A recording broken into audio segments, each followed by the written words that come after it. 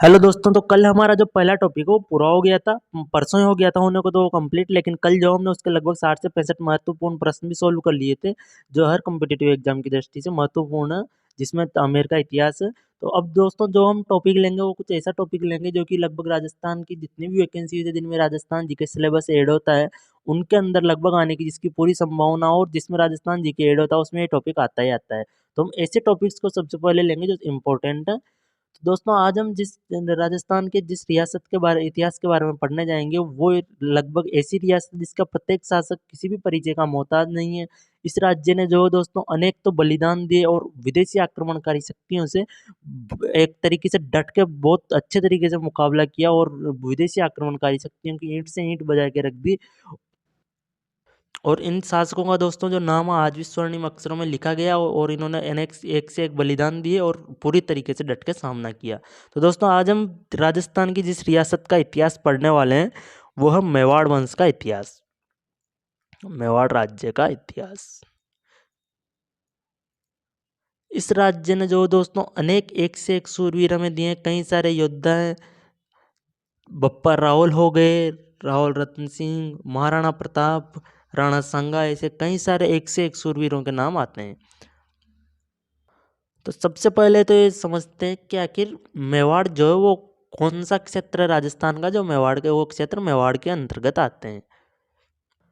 तो दोस्तों ये लगभग कुछ इस प्रकार से हमारा राजस्थान है। मेरी कुछ माफ़ कीजिएगा, मैप बनाना कुछ ज़्यादा अच्छे से मुझे आता नहीं है, तो मैं कुछ तरीके से आपको समझाने की कोशिश करूँगा। लगभग लगभग आप ये समझिए कि ये राजस्थान है और जो इस साइड में हमारे ये आता है मेवाड़। अब प्राचीन समय में तो जो दोस्तों हमारे हिंदुस्तान की स्वतंत्रता से पूर्व तो ये एक रियासत थी। अब उसके बाद में जब राजस्थान का एकीकरण हुआ तो ये राजस्थान के अंदर मिला दिया गया। तो अभी जो इसमें कौन कौन से जिले आते हैं वो कुछ इस प्रकार से। एक तो आता है दोस्तों इसमें भीलवाड़ा, एक आता है इसमें राजसमंद, एक आता है दोस्तों इसके अंदर उदयपुर,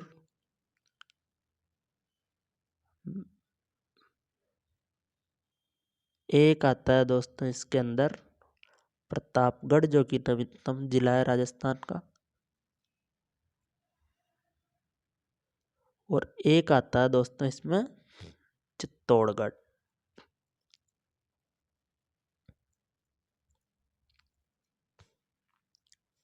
ये जो पांचों है ये आते हैं मेवाड़ के अंदर।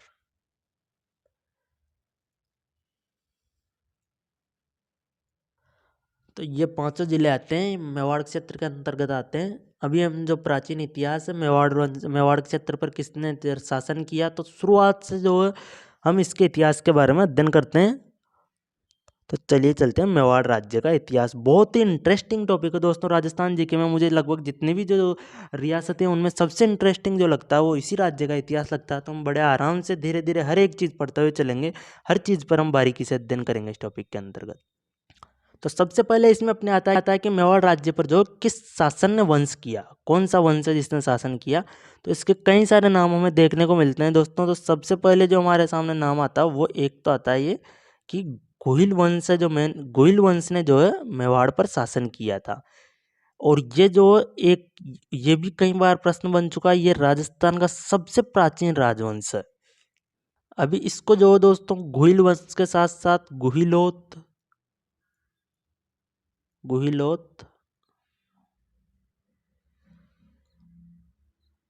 और सिसोदिया वंश भी कहते हैं। सिसोदिया संसार का सबसे प्राचीन राजवंश है। और जो अभी इसकी जो अलग अलग शाखाएं हैं, अभी शाखाओं का मैं आपको समझाता हूँ। जैसे कि कोई अपने राज्य हो गया, उस राज्य पे जिस वंश ने शासन किया, जैसे कि मान लो कोई भी एक राजा है।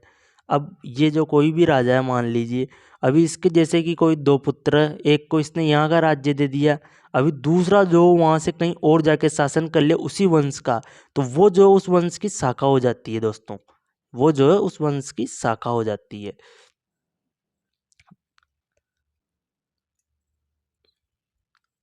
वो शाखा हो जाती है।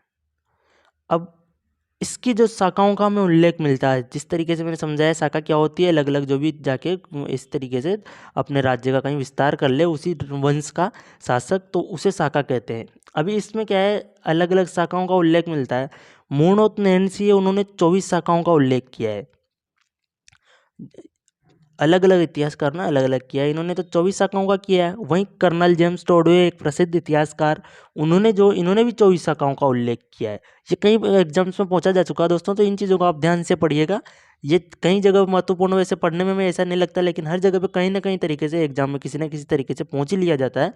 तो मेरे हिसाब से आप हर एक चीज़ को ध्यान से पढ़ेंगे। एक बार पढ़ने की आपको राजस्थान जीके को ज़रूरत पड़ती है। अगर आप एक ही बार तरीके से पढ़ लो तो आपको बार बार पढ़ने की ज़रूरत ही नहीं पड़ती, चाहे ऐसे कोई सी भी वैकेंसी आए। फिर एक हुए दोस्तों कवि राजा श्यामल दास। तो इन्होंने जो कवि राजा श्यामल दास ने इनके अनुसार, सॉरी 24 नहीं, इनके अनुसार जो इन्होंने 36 शाखाओं का उल्लेख किया है कि 36 शाखाएं जो थी मेवाड़ राजवंश की, उन्होंने अलग अलग जगह पे शाखाएं बनाई और अलग अलग जगह पर इतना राज्य किया। अब इसके बाद में ये जो गोइलवंशी शासक, वो अपने आप को सूर्यवंशी कहते थे। कई राजाओं का होता है ना, कहीं कहीं जो शासक होते हैं वो चंद्रवंशी होते हैं, कोई सूर्यवंशी होते हैं, तो ये अपने आप को सूर्यवंशी के नाम से संबोधित किया करते थे।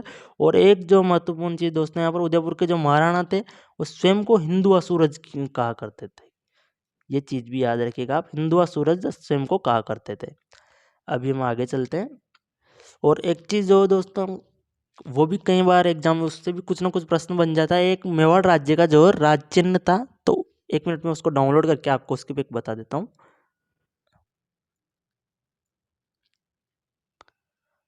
तो ये दोस्तों, ये मेवाड़ राज्य का राज चिन्ह है।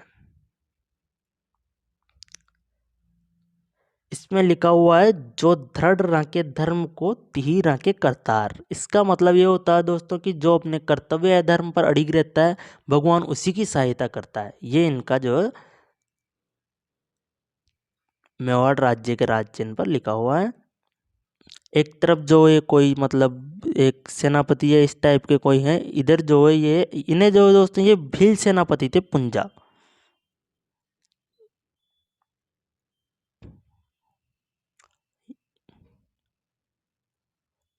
पुंजा जी, भील सेनापति।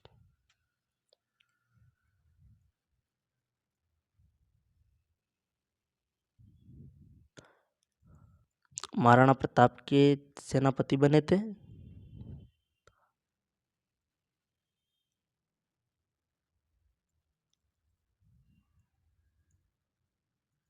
ऊपर जो हमें सूर्य की आकृति देखने को मिल जाती है, और बीच में जो है यहाँ पर कई जगहों पर ये मेवाड़ है, मेवाड़ देखने को हमें मिल जाता है। इस पिक के अंदर मैं आपको जूम करके दिखा देता हूँ। ये देखिए कुछ इस प्रकार से हमें मेवाड़ अंदर से देखने को मिल जाता है। इधर जो भील सेनापति है, ये हो गया मेवाड़ राज्य का राज चिन्ह, क्योंकि कोई भी झंडा या राज चिन्ह जो राज्यों का होता है बहुत महत्वपूर्ण होता था उस वक्त में। अभी हम थोड़ा बहुत इस क्षेत्र के इतिहास के बारे में जान लेते हैं दोस्तों। प्राचीन काल में इस क्षेत्र का इतिहास क्या रहा था। तो दोस्तों, जो जिस वक्त महाभारत काल की हम यदि बात करें, तो महाभारत काल के अंदर जो है ये अभी जो मेवाड़ प्रदेश है, ये सीवी जनपद का हिस्सा था। उस वक्त में सीवी जनपद का ये हिस्सा था। और जो दोस्तों इसकी जो राजधानी है उस वक्त, अभी नहीं, उस वक्त जो मेवाड़ के वक्त नहीं, उस वक्त मध्यमिका थी। और इस क्षेत्र में जो मेव जाति के लोग अधिक रहा करते थे। कौन सी जाति के दोस्तों? मेव जाति के लोग अधिक रहा करते थे, जिसके चलते इसे संस्कृत में तो मेदपाट कहा जाता था, और हिंदी के अंदर जो प्रागवाट कहा जाता था। प्रगवाट नहीं, प्रागवाट।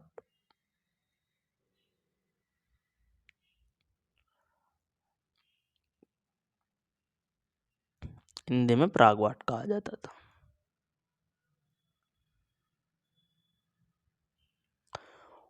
और बाद में जो अपभ्रंश होते हुए हम राजस्थानियों की शुरुआत से बात रही है, किसी न किसी का नाम बिगाड़ ही देते, तो बिगड़ते बिगड़ते बिगड़ते मेदपाट से मेवाड़, मेवाड़ हो गया। तो ये जो बाद में मेवाड़ हो गया, जो आगे। अब शुरुआत से हम थोड़ा बहुत जो मेवाड़ की प्राचीन राजधानियाँ रही है उनके बारे में भी कुछ जान लेते हैं। तो दोस्तों, ये जो राजधानियाँ, उनमें प्रमुख जो राजधानियाँ उनके बारे में हम पढ़ते हैं। एक तो जो नागदा रही थी। तो नागदा कब रही दोस्तों? ये रही थी कालभोज या बप्पा रावल के समय, जिनका इतिहास में हमें बहुत जगहों पर नाम देखने को मिलता है। बप्पा रावल के वक्त एक नागदा थी, फिर उसके बाद में आती है आहड़। आहड़ को जो राजधानी बनाया वो बनाया था राजा अल्लट ने। उसके अलावा आती है चित्तौड़गढ़। तो चित्तौड़गढ़ रावल जैत्र सिंह के वक्त थी। उदयपुर जो महाराणा उदय सिंह, और आपको ये तो मालूम ही होगा, फिर गोगुंदा को भी महाराणा उदय सिंह ने बनाया था। कुंभलगढ़ जो है ये दोस्तों महाराणा प्रताप के वक्त थी। और चावंड जो है दोस्तों ये भी महाराणा प्रताप के वक्त थी। और चित्तौड़ जो है ये महाराणा अमर सिंह, जो महाराणा प्रताप के पुत्र हुए, प्रथम है ये, द्वितीय भी हुए थे ये महाराणा अमर सिंह प्रथम है। इसके अलावा फिर उदयपुर जो है फिर वापिस महाराणा भीम सिंह आते हैं।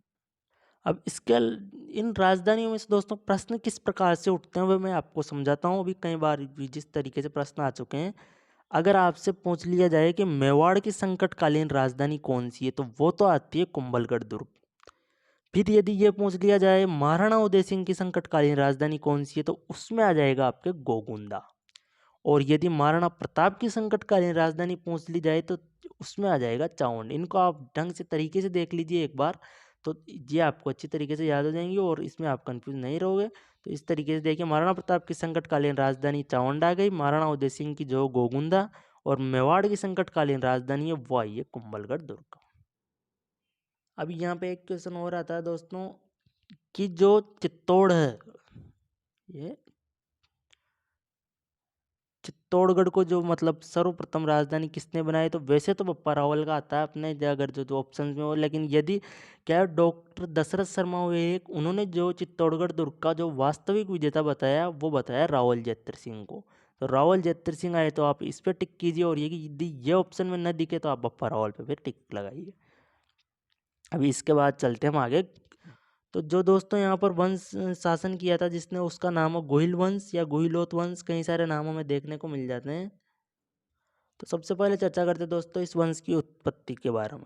तो दोस्तों एक तो जो कर्नल जेम्स टोड है उन्होंने बताया था कि मेवाड़ का जो गोहिल वंश है ये गुजरात के वल्लभी नगर, गुजरात के वल्लभी नगर से के शासक शिलादित्य की संतान है। एक हुए वीर विनोद ग्रंथ के अनुसार, मतलब वीर विनोद ग्रंथ है, इसके अंदर ये देखने को हमें मिलता है कि गोहिल वंश है, ये भी गुजरात से है। इन दोनों के अनुसार ये सेम ही है लगभग। और हमारा जो अबुल फजल जी है ये इनका अलग ही कहते हैं कि ये जो भाई गोहिल वंश है ये ईरान के नौशका आदिल की संतान है, इनके अनुसार ये माना जाता है। और इन दो के अनुसार गुजरात का माने जाते हैं। तो कर्नल जेम्स टोडवे उन्होंने शिलादित्य की संतानें बताया है। तो चलिए दोस्तों हम आगे पढ़ते हैं। सबसे पहला जो शासक हुआ गुहादित्य, जिन्हें संस्थापक माना जाता है मेवाड़ वंश का, ये गुहादित्य हैं संस्थापक।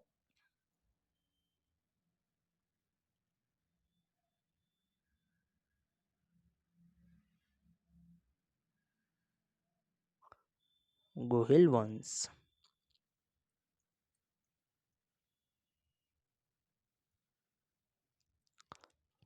इनकी जो माता है दोस्तों वो तो है पुष्पावती, इनके जो पिता है वो शिलादित्य, और लालन पोषण जो है वो इनका किया था कमलावती ने।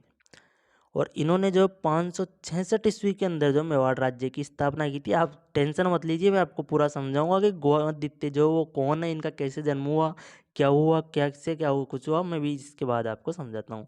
और विभिन्न ग्रंथों के अनुसार जो है, अलग अलग ग्रंथों के अनुसार गुहिल वंश का जो आरंभ है वो यहीं से माना जाता है, आरंभ यहीं से माना जाता है। तो अभी हम देखते हैं कि गुहादित्य, दोस्तों गुहादित्य का जो इतिहास हम जो पढ़ रहे हैं वो जिस इतिहासकार के अनुसार पढ़ रहे हैं वो कर्नल जेम्स टोड के अनुसार हम पढ़ रहे हैं। तो अभी मैं आपको इनकी कुछ स्टोरी बताता हूँ। होता क्या है दोस्तों, इनका जो है मतलब शिलादित्य ये है गुजरात के शासक, ये गुजरात के हैं। और जो ये पुष्पावती है दोस्तों ये है आबू की राजकुमारी,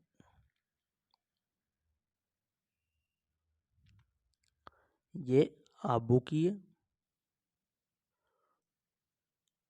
अभी इनका जो ये शिलादित्य है ये है गुजरात से, शिलादित्य ये गुजरात के शासक है।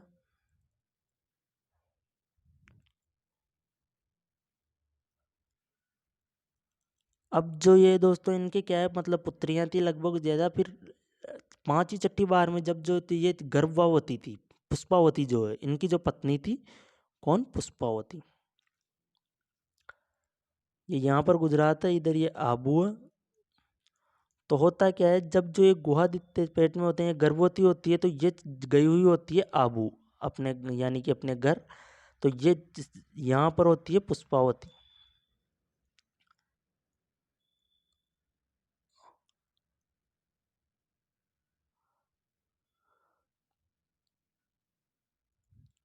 पुष्पावती होती है यहाँ पे। और ये जो शिलादित्य होते हैं ये गुजरात में होते हैं। अब होता क्या है दोस्तों, जब ये यहाँ पे गई हुई होती है तो यहाँ पे हो जाता है अरबों का आक्रमण। किसका आक्रमण होता है दोस्तों? अरबों ने यहाँ पे आक्रमण कर दिया था, जिसमें जो है शिलादित्य की मृत्यु हो जाती है।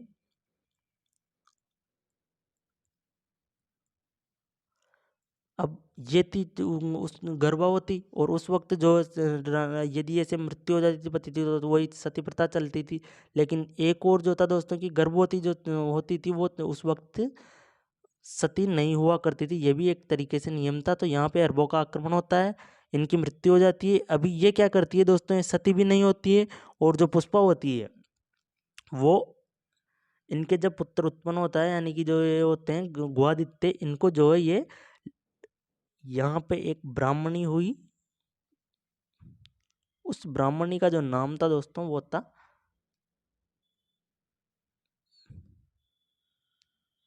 कमलावती।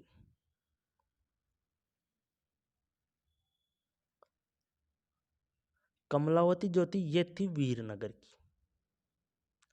ये भी गुजरात के अंदर ही आता है दोस्तों। ये वीरनगर की थी, वीरनगर गुजरात। अभी होता क्या है, जब पुत्र हो जाता है तो बाद में सती होती है।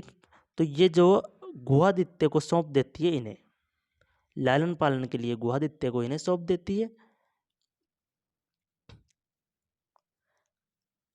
अब ये तीनों ही चीज़ों का पालन करती है, मतलब ये ना तो सती होती है, गर्भवती होती है, तो बाद में सती भी होती है, और अपने पुत्र को भी बचाती है, और पुत्र को जो है इन्हें सौंप देती है। और ये जो शिलादित्य थे दोस्तों, ये थे भगवान राम के वंशज, और ये सूर्यवंशी शासक थे। कौन से शासक थे? सूर्यवंशी। इसी वजह से मेवाड़ के जो भी वंश के वो हुए, उन्हें सूर्यवंशी शासक कहा जाता है। तो ये सूर्यवंशी थे। अभी गुआदित्य का जो लालन पालन है वो करती है ये कमलावती।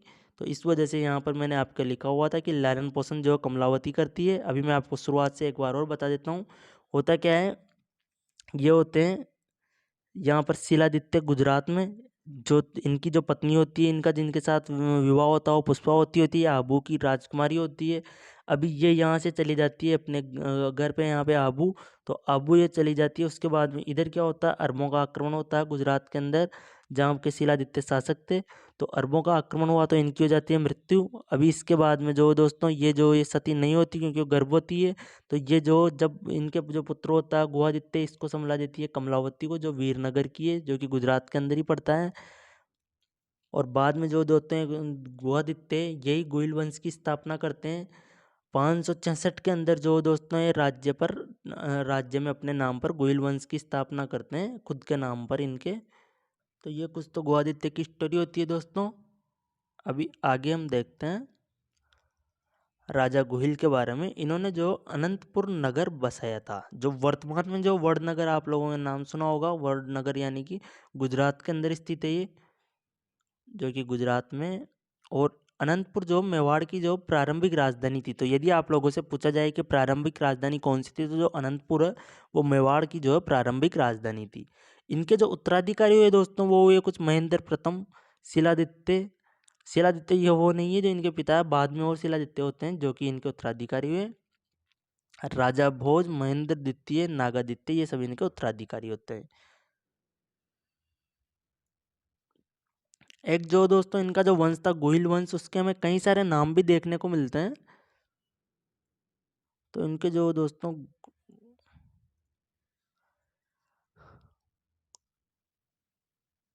हिंदी ग्रंथों में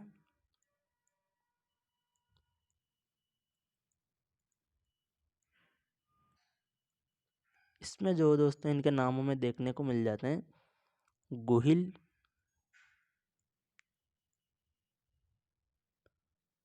गहलोत, एक होता है दोस्तों गुहिलोत,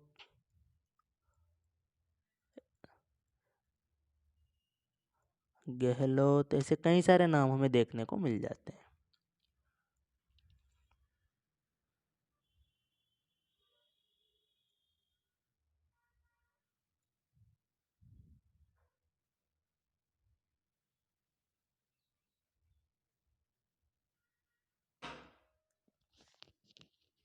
और वहीं पर हम यदि संस्कृत की बात करें तो संस्कृत के अंदर दोस्तों में देखने को मिल जाते हैं संस्कृत ग्रंथों में।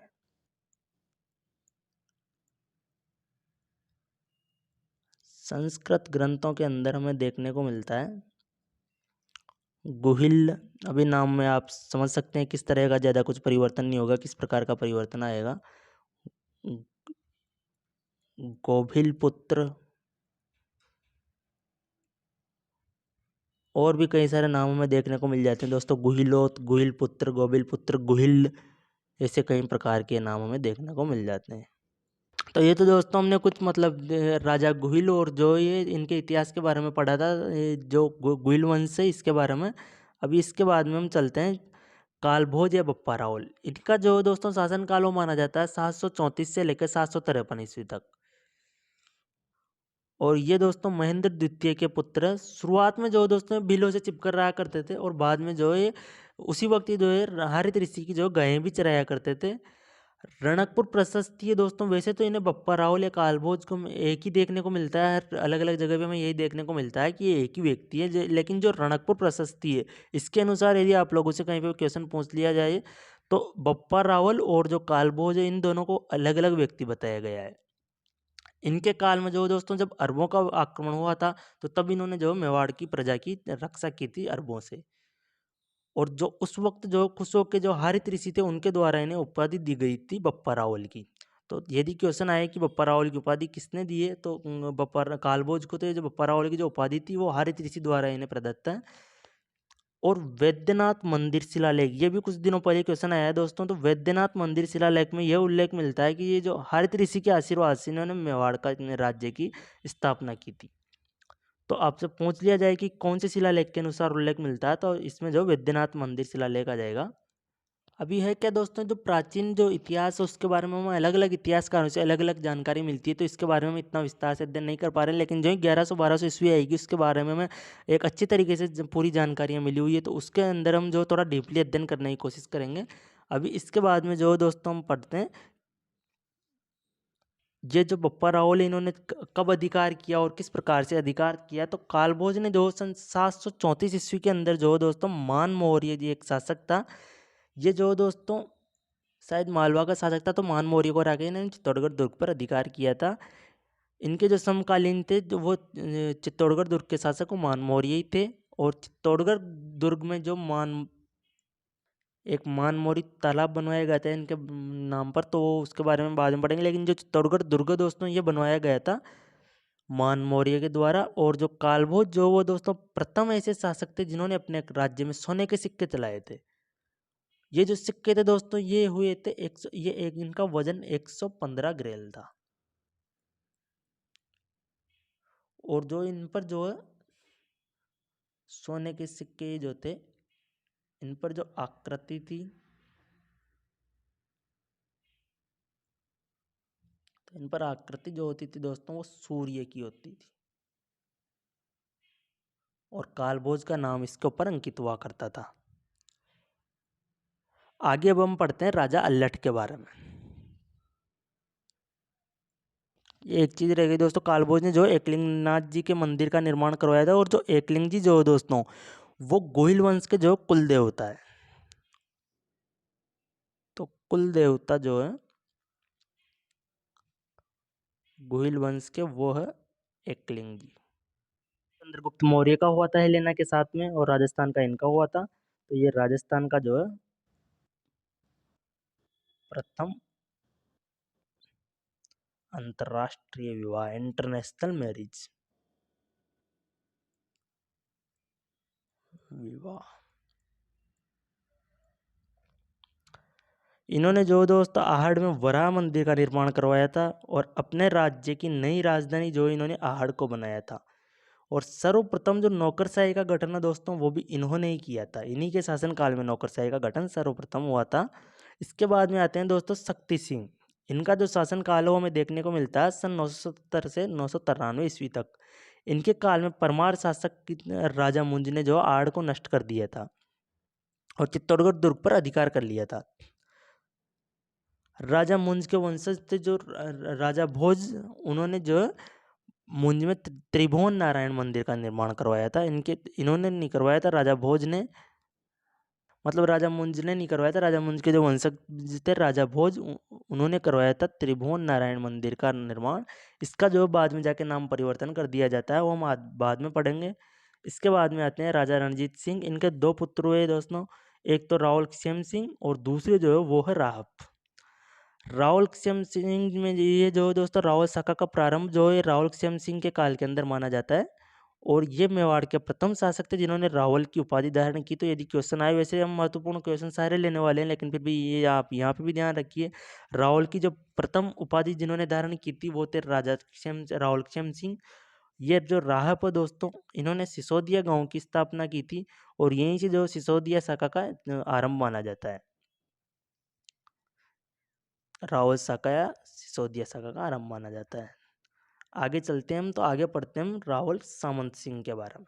अभी यहाँ पे क्या होता है दोस्तों, जो पहले परमार वंश थे उन्होंने जो चित्तौड़गढ़ दुर्ग पर आक्रमण करके चित्तौड़गढ़ दुर्ग पर अधिकार कर लिया था। तो अभी हम रावल सामंत सिंह के बारे में पढ़ते हैं दोस्तों। इनके काल में जो मतलब अभी मैंने पहले आपको बताया परमार शासक थे जो मालवा के परमार शासक, उन्होंने जो ये यहाँ पे शक्ति सिंह के काल के अंदर आहड़ को नष्ट करके चित्तौड़गढ़ दुर्ग पर अधिकार कर लिया। तो अभी होता क्या है दोस्तों कि जब ये रावल सामंत सिंह का जो ये काल आता है, इस वक्त क्या है, कीर्तिपाल थे जालोर के शासक कित्तू चौहान। इन्होंने क्या है, जो उन परमारों ने तब यहाँ पे अधिकार किया चित्तौड़गढ़ को, उनसे चित्तौड़गढ़ दुर्ग को छीन लिया। और जो सामंत सिंह मतलब मेवाड़ से कुछ इधर आ गए थे, दुर्ग को छीनने के पश्चात जैसे कि इस तरफ आ गए, ये इनका क्षेत्र हुआ। तो यहाँ पर जो इस क्षेत्र में से भी कुछ क्षेत्र मेवाड़ का जो है इसने जो है कित्तू चौहान ने इनसे सामंत सिंह से छीन लिया। अब इसके बाद में क्या होता है, जब चालुक्यों ने जो जालोर पर कब्जा कर लिया तो कित्तू चौहान वापस चला गया यहाँ से, कित्तू चौहान चला गया वापस। और जो चालुक्यों को हराकर उन्होंने जो कित्तू चौहान ने सोनगरा चौहान वंश की स्थापना की।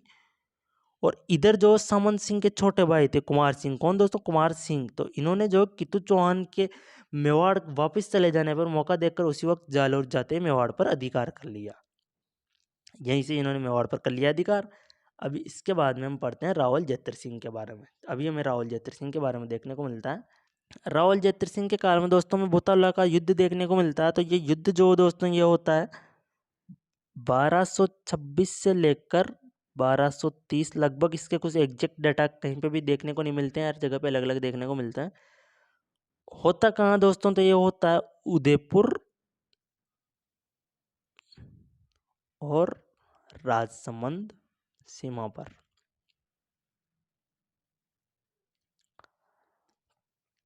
इसमें जो दोस्तों रावल जैत्र सिंह जो है, इन्होंने अपने नई राजधानी बनाई अपने राज्य की चित्तौड़ को, और जो सुल्तान इल्तुतमिश है दिल्ली के सुल्तान, उनको इन्होंने हराया था। इल्तुतमिश को इन्होंने हराया था, ये ध्यान रखिएगा। और एक चीज़ मैंने आपको बताई थी पहले वो कि दशरथ शर्मा के अनुसार जो रावल जैत्र सिंह को चित्तौड़गढ़ दुर्ग का प्रथम विजेता माना गया है।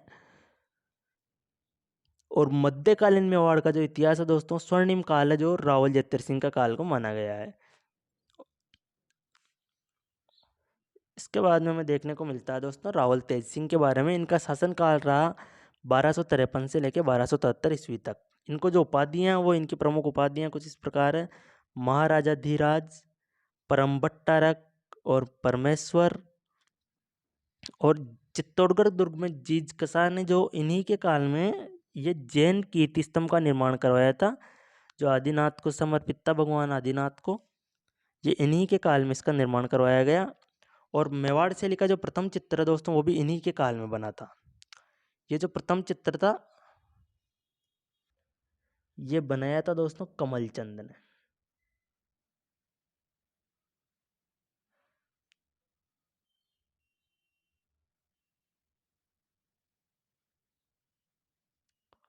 और ताड़पत्र पर बनाया था। किस पे बनाया था? ताड़पत्र।